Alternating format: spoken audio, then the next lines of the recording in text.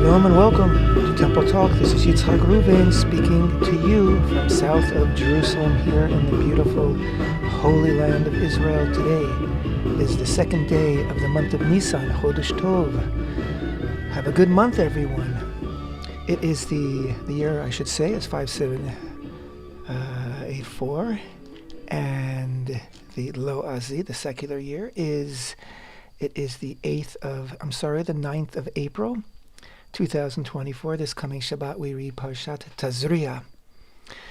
In the book of Leviticus, it begins in Leviticus chapter 12, verse 1, concludes chapter 13, verse 59, and it's all about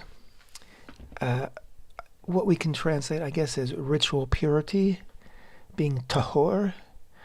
It's a very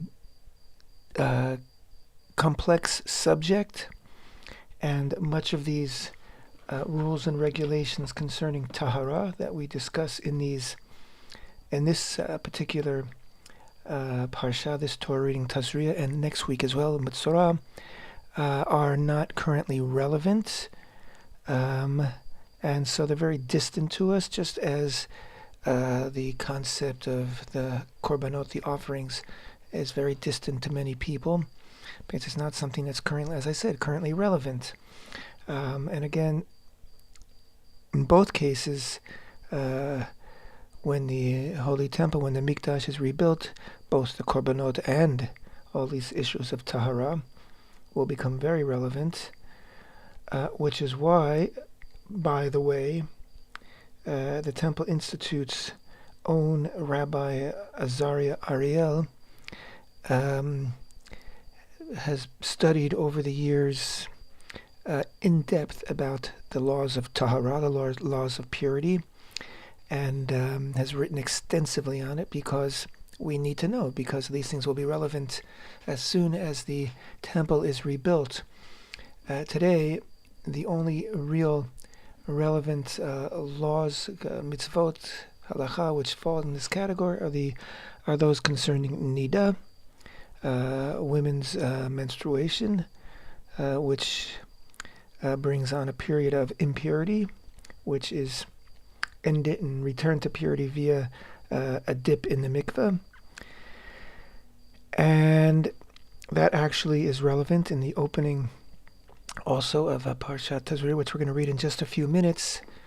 But most of Tazria is concerned with a particular infirmity known as tzar'at, which was a lesion in the skin, which we are given a very, very full, in-depth description about its various appearances, whether it really is tzar'at or it's not tzar'at. The Kohen needs to examine it, and we'll be talking about what it is and why it appears. And not only can it appear in a person's skin, but it can also appear in a person's garments and also in the walls of a house. The walls of the house we won't, I don't think, be discussing in parashat Tazria, but that's the focus of next week's parasha, which is Mitzorah. And these are probably the two most difficult parashot in the entire year for most people to understand for sure, and to even, want to hear, because it's very, that the word arcane in our day, it's just, again, just not relevant, and it talks in great deal about things that are currently very distant to us, but there's still much that we can learn from it, and much that we can gain from studying it, and that's what we're going to do. Today is the second day of the month of Nisan. Yesterday, of course, that means yesterday was Rosh Chodesh. And of course, Nisan is the first of the months of the Hebrew year. It is the month of the Exodus from Egypt, which means in just now, under 2 weeks' time, we will be celebrating Pesach, Passover, which not only commemorates the Exodus from Egypt, but actually we're commanded to relive the Exodus from Egypt, and that's what the Seder and the Haggadah, the telling of our exodus from Egypt is all about. We are commanded to teach our children, to tell our children that we left Egypt. I personally left Egypt. You personally left Egypt. We all left Egypt.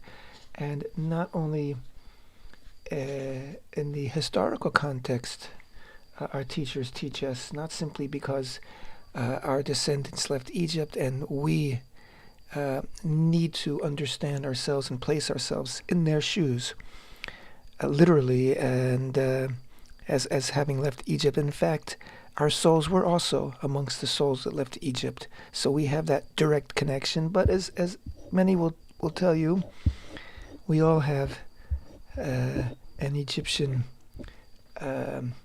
servitude that we need to leave, that we need to liberate ourselves from, that we need to get out of. We all can get tied down and constricted by all sorts of things, whether they be certain obligations or certain fears or certain things that we simply accept, certain norms of society that we allow to run our lives when there's no need for it. And so we need to take the idea of leaving Egypt very seriously. And of course, leaving Egypt was a joint venture between HaShem and the people of Israel. Of course, HaShem paved the way in more ways than one. Literally paved the way for Israel to leave Egypt. But again, before Israel left Egypt, HaShem said there's a few things you need to do. And of course, the first thing is to understand that Nisan is the first of your months, and that on the 14th, on the 10th, the people in Egypt, the Hebrews in Egypt, were to take on the 10th of the month a lamb for each family and bring it into their house and keep it in their house. Some say that they even tied it to their beds. And on the 14th to slaughter that lamb, and then later that day, as night fell, when it became the 15th of the month, they were to eat the lamb. Then, and that's the Passover Seder, the lamb and the bitter herbs and matzot that they needed to prepare. These were all part of the Seder. We'll be talking about this again next week in greater depth. So yeah, it was a joint venture because Israel too had to fulfill these mitzvot and take the blood from the lamb that was slaughtered and paint their door jambs with it, so that the HaShem would pass over their houses as he came to annihilate and put to the death all the firstborn of Egypt and anyone else that hadn't bothered to fulfill their obligations. And in fact, there's Midrash that says that only 1 out of 5 Hebrews, 1 out of 5 Israelites, 1 out of 5 Jews left Egypt, that the great majority had assimilated or didn't want to leave or didn't have the courage to take a lamb and slaughter it in front of their Egyptian neighbors, for whom it was forbidden. The lamb was a sacred animal, and so what Israel was doing was a very, very bold act of disobedience, and one that the Egyptians could have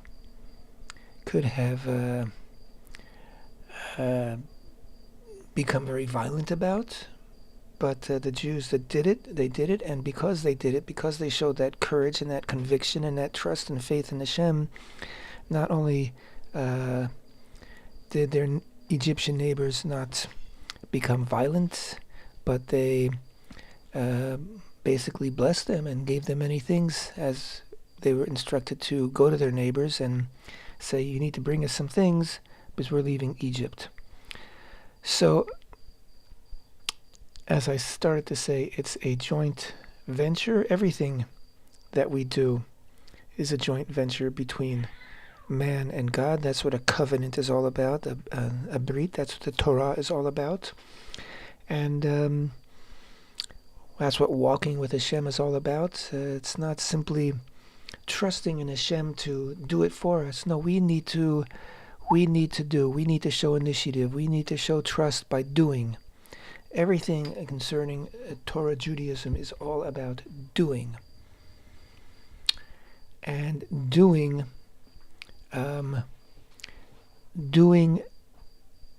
from doing, our faith and our trust and our relationship with Hashem grows. So let's open with these first few verses from parashat Tazria. And we'll be discussing them. Again, we're in the book of Leviticus, chapter 12, verse 1, first in Hebrew, then in English. Vayedaber HaShem el Moshe lemor. Daber el bnei Yisrael lemor. Isha ki Tazria v'yalada zachar v'tama'a shiv'at yamim kime nidat dota titma. Uvayom hashmini yimol basar olato. ושלושים יום ושלושת ימים תשב בדמי טהרה, ובכל קודש לא תיגע, ואל המקדש לא תבוא עד מלאת ימי טהרה. ואם נקבה תלד וטמאה שבועיים כנידתה, ושישים יום וששת ימים תשב על דמי טהרה, ובמלאות ימי טהרה לבן אולבת תביא כבש בן שנתו לעולה ובן יונה אותו לחטאת אל פתח אוהל מועד אל הכהן, והקריבו לפני השם וכיפר עליה וטהרה ממקור דמיה. זאת תורת היולדת לזכר או לנקבה, ואם לא תמצא ידה די שא, ולקחה שתי תורים או שני בני יונה, אחד לעולה ואחד לחטאת, וכיפר עליה הכהן וטהרה. Hashem spoke to Moshe, saying, Speak to the children of Israel, saying, When a woman conceives and gives birth to a male, she shall be contaminated, impure, tameh is the Hebrew word, for a 7-day period, as during the days of her separation infirmity shall she be contaminated. On the 8th day the flesh of his foreskin shall be circumcised. For 33 days she shall remain in blood of purity. She may not touch anything sacred, and she may not enter the sanctuary, the tabernacle or the mikdash, the tabernacle, mishkan, or the mikdash, holy temple, until the completion of her days of purity. If she gives birth to a female, she shall be contaminated for 2 weeks as during her separation, and for 66 days she shall remain in blood of purity. Upon the completion of the days of her purity, for a son or for a daughter, she shall bring a sheep within its first year for a burnt offering, and a young dove or turtle dove for a sin offering to the entrance of the tent of meeting to the Kohen. He shall offer it before Hashem and atone for her, and she becomes purified from the source of her blood. This is the law of one who gives birth to a male or to a female. But if she cannot afford a sheep, then she shall take 2 turtle doves or 2 young doves, one for a burnt offering and one for a sin offering. And the Kohen shall provide atonement for her, and she shall become purified. Let's talk about this, starting with the last to the first. It's mentioned that a woman when she finally has regained her purity, she becomes tahara again. She brings a sheep and a young dove or a turtle dove.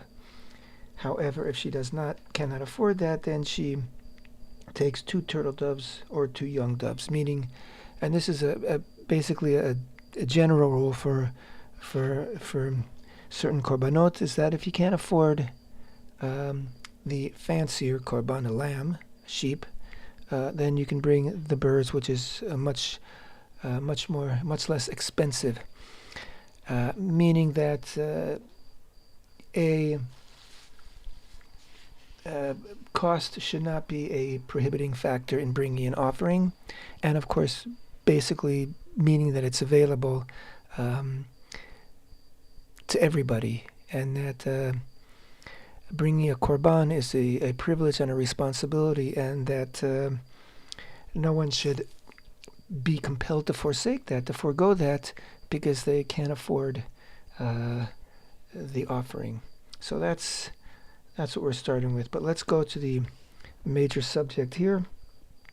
Woman gives birth, and because of the blood involved in the birth, she becomes impure. And for if it's a male child, 33 days. If it's a female, 66 days. And at the end, she brings an offering to the holy temple, and brings it to the Kohen, who performs the offering on her behalf.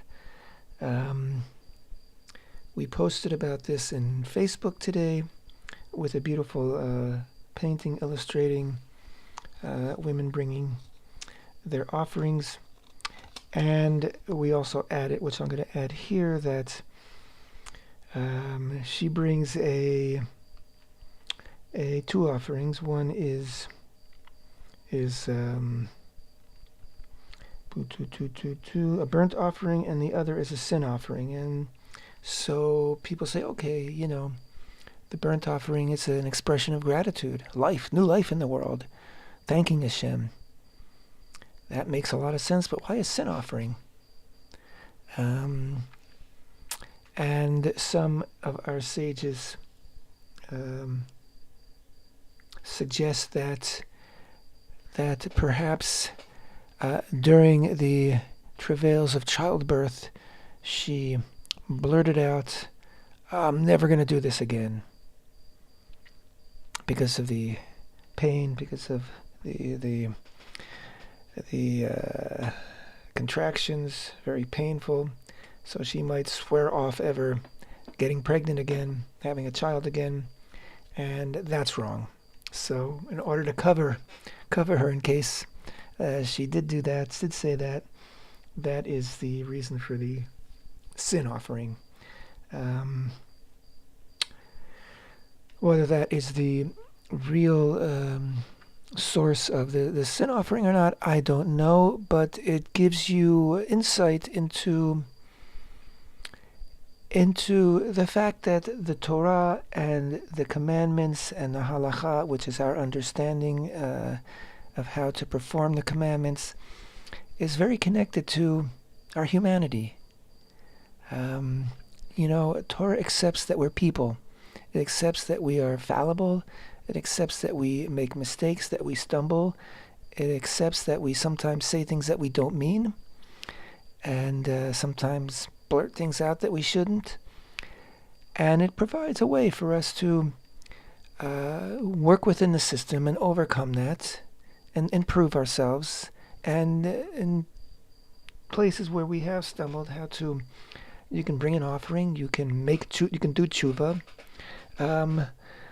We are limited by our humanity, but it doesn't limit our humanity should not limit our potential for change, for growth, for betterment. And the Torah offers every opportunity for us to overcome our foibles, our lesser angels, and to always be able to strive to be a better person. Now, the rest of the parasha, as I mentioned before, goes into this very, very in-depth discussion of tzar'at. Now, tzar'at is often translated, maybe almost always translated into English as leprosy. Well, it is not leprosy, which is a different disease altogether. Tzar'at is a skin ailment, which, like all skin ailments, becomes very visible. And the fact that the Kohen is the one who is empowered and instructed to observe it, and actually, the Kohen leaves the tabernacle, leaves the temple, goes out to a person's house and examines them more than once throughout the process, and makes certain, first of all, whether or not the affliction is tzar'at or not, because apparently There could be other skin. A person could have eczema or something else, and it would create lesions in the skin that could potentially resemble those lesions caused by tzar'at. So the Kohen would have to determine whether or not it was tzar'at, and once it was, he would begin a purification process. And at the end of the process, the person would be pure again, tahor, and return to the community, because during the 7 days or longer, however it took before the person became tahor again, became pure again, they were separated. They were basically quarantined. And in fact, they were required to basically put up a sign or some kind of a symbol letting people know that they are in quarantine and people shouldn't come near them. What was the purpose of the quarantine? It's not because tzar'at was contagious. The purpose is such, and the purpose is of the quarantine has to do with the underlying reason behind the ailment. And again, it's very mysterious, and the ailment itself seems to have disappeared after the first few generations, beyond the generation of the wilderness. And the underlying reason for getting this tzar'at, our sages have understood, is what we call Lashon Hara, which many people, I think, today understand what that means, Jews and Gentiles alike. A Lashon Hara literally means evil tongue. And basically, evil tongue is gossip. It's speaking ill of people. It's speaking about other people, really.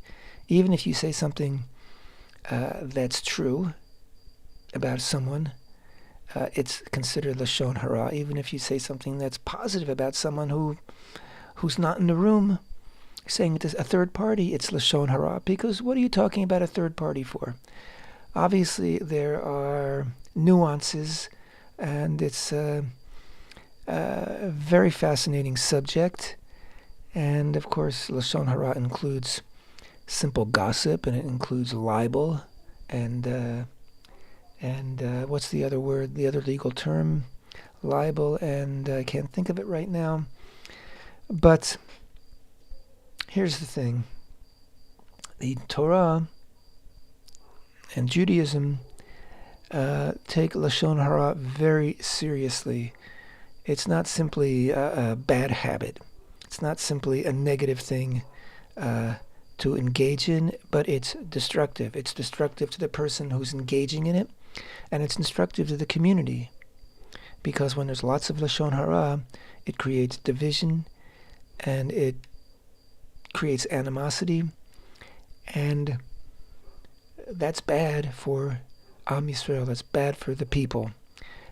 Just to bring it right up into our contemporary circumstances, as you all well know, that before the 7th of October, here in Israel, there was tremendous division, and horrible things were being said. The division was unnecessary. The issues that were the source of if they really were the source of the disagreement, could have easily been talked about sensibly, even passionately, but sensibly, reasonably, by our representatives who we vote into office to represent us. And differences could have been ironed out, but there were people that fanned the flames and took advantage and basically piggybacked on and manipulated people into a major conflagration. Wow, I'm really butchering that word. Conflagration of division, which brought on, in its own way, I mean, there are many reasons for the October 7th massacre, but one of the reasons is that we brought it on with our own infighting, unnecessary, destructive. So in the case of of the tzar'at, a person who was engaging in Lashon Hara would get this skin ailment called Sarat, and they themselves would become, a spectacle, as it were. They would themselves, the bad things they might be saying about someone else would manifest in the flesh, on their flesh, and they would then have to quarantine themselves. They'd be ostracized, as it were, from the community. They were being ostracized for things that they were saying about other people, intended to ostracize other people. So it was basically karma. It was, cosmic spiritual karma. You speak bad about people, and you're going to get this inflection on your skin. Skin deep, but it represents something deep inside. And so the person who had to hang up a sign outside their door saying, "Don't come in, I've got Sarat," they're basically saying, yeah, I was speaking Lashon Hara, I was speaking ill of other people, and now I'm paying the price. So it was a lesson for the person. It wasn't simply a wagging of the finger saying, "Don't do it again," but it was a lesson, and a person had to go through this process and become purified, and then bring an offering to the temple in order to regain their previous status and to regain purity. So, very serious Lashon Hara. It's something that's, again, all the details about the tzar'at that we read in parashat Tazria, it's very involved and difficult, unless you are a skin doctor. It's very foreign to us, but the underlying issue of Lashon Hara is very much with us, and of course it's a big sickness in the world today. It's a plague, and the internet and all the different apps, has just fed into it, and people believe they can hide behind an anonymity and say what they want about other people they don't even know, and say the cruelest and most harmful things, deceitful things, lies, and get away with it. And do they really get away with it? Are they coming down with tzar'at for their bad behavior? Again, there's no tzar'at in the world today, but I do think that someone who engages in Lashon Hara pays a price. It pays a psychic, spiritual, emotional, intellectual price for what they're doing. And they may or may not even be aware of it. But speaking ill, speaking harmfully of other people, lying, wishing ill on other people, definitely takes a toll on the person behind it. And they pay a very serious price, which they may or may not even be aware of. But if you are a person, and I assume if you're listening, you're a person who is sensitive to these things and wants to be a better person and wants to be a good person, that you catch yourself. And we all fall into it. But we need to catch ourselves as quickly as possible and just stop. There's a saying here in Israel, Lashon Hara lo medaber elai. Lashon Hara doesn't speak to me. Meaning, I'm just not going to listen. Somebody starts to talk to you Lashon Hara, you just walk away. You change the subject. You know what? Once you do it, A, it's not that difficult, and B, oftentimes the person will say here, yeah, thank you. They'll thank you because you've stopped them. And listening to Lashon Hara is every bit as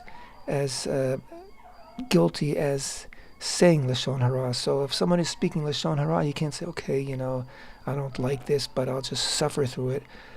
No, by listening, you're actually aiding and abetting. So the proper thing is to either, if you must, just walk away, or you can politely change the subject, or you can point, oh, what was that, and just distract the person, and then change the subject. But it's important. You're doing the person a favor by stopping them in their tracks.